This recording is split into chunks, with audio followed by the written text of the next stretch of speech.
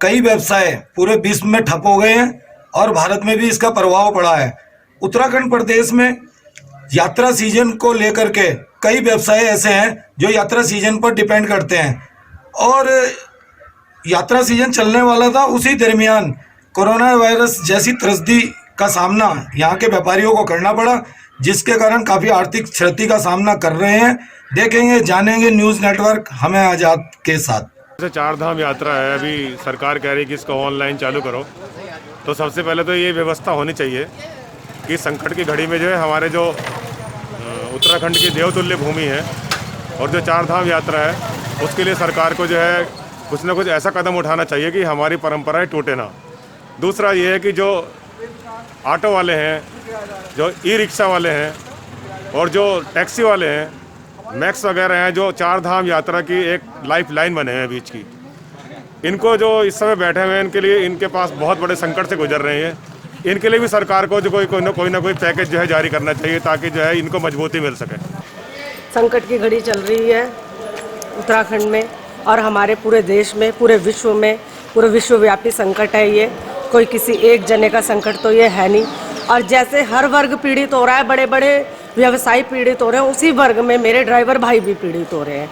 उसी वर्ग में हमारे रिक्शे से लेकर एक बड़ी गाड़ी वाला तक इस समय पीड़ित चल रहा है। लोग हर किसी को पूछ रहे हैं, गरीब लोग तो मांग के खा लेंगे, अमीर लोगों पे इतना पैसा है कि वो वैसे खा लेंगे, पर मध्यम वर्गीय लोगों के लिए कोई नहीं सोच रहा। तो मैं अपनी सरकार से निवेदन करती हूँ कि मध्यम वर्गीय लोगों के लिए सोचे।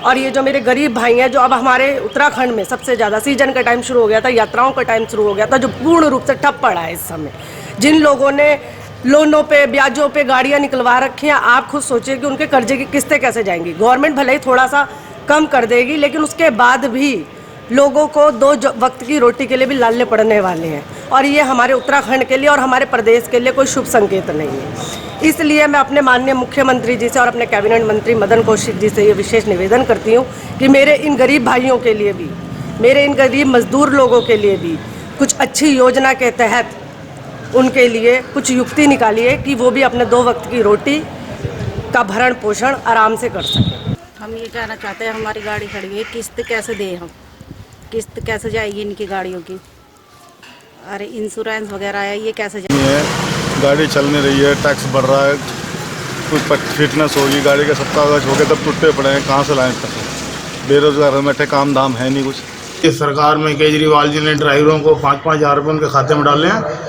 ऐसे ही मैं चाहता हूं कि उत्तराखंड सरकार भी हम ड्राइवरों के खाते में 5-5 हज़ार रुपये सहयोग करें।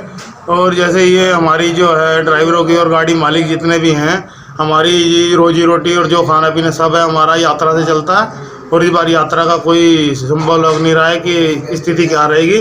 तो मैं सरकार से निवेदन करना चाहता हूँ कि गाड़ी मालिकों और ड्राइवरों के लिए कुछ सोचें। और मेरे भाइयों, कोरोना से बचकर रहो, अपने घरों में रहें, मुंह पर मास्क लगाएं, 20 मिनट हाथ धोएं और कम से कम अपना ध्यान रखें, अपने घरों में रखें, अपने बुजुर्गों का ध्यान रखें। जय हिंद, जय भारत। मैं आपके चैनल के माध्यम से भारत सरकार को ये कहना चाहता हूँ, ये जो आपदा आई है इसमें सरकार से ये है कि एक तो जो हमारी गाड़ियों का टैक्स वो माफ़ किया जाए, दूसरा जो इंश्योरेंस हम लोग कराते हैं 35-35, 40-40 हज़ार रुपये का, ऑटो का 8 हज़ार रुपये का, मैक्स बोलेरो का 40 हज़ार रुपये का, टेम्पो ट्रैवलर का 45-46 हज़ार रुपये का, इसमें हमें इंश्योरेंस कंपनी जो कि प्राइवेट कंपनियां हैं वो हमें क्या छूट देंगी।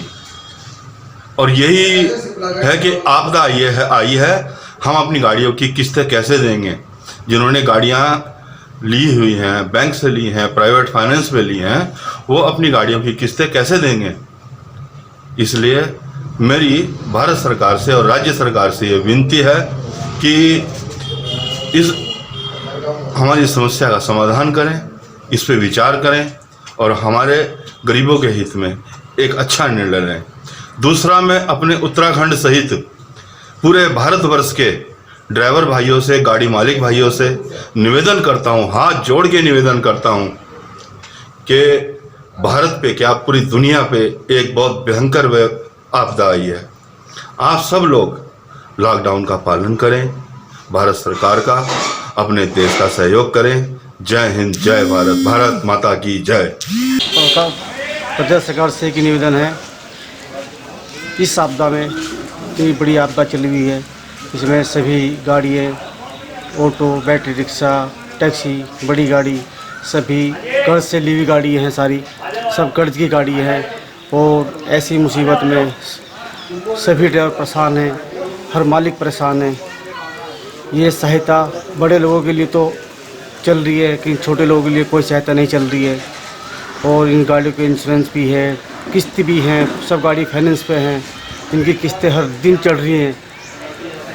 मेरा सरकार से एक यही निवेदन है कि इन पे भी थोड़ा अमल किया जाए।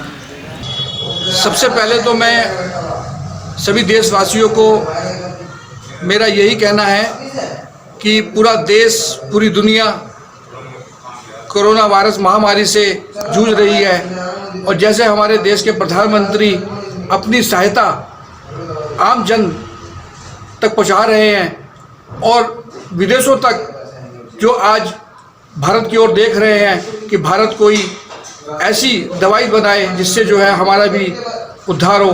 मैं यही कहना चाहूँगा कि जितने हमारे ट्रांसपोर्ट उत्तराखंड यात्रा रीढ़ की हड्डी हैं, जो मालिक हैं, जो चालक हैं, उनकी जो टैक्स, जो बैंक का उनका ऋण, और जो ड्राइवर हैं उनका जो दैनिक क्या लेकर उत्तराखंड टैक्सी ड्राइवर जाते थे, आज बेचारे वो जो हैं मोहताज हैं कि उनकी दिहाड़ियाँ जो हैं नहीं हो रही हो, घर पर है वो।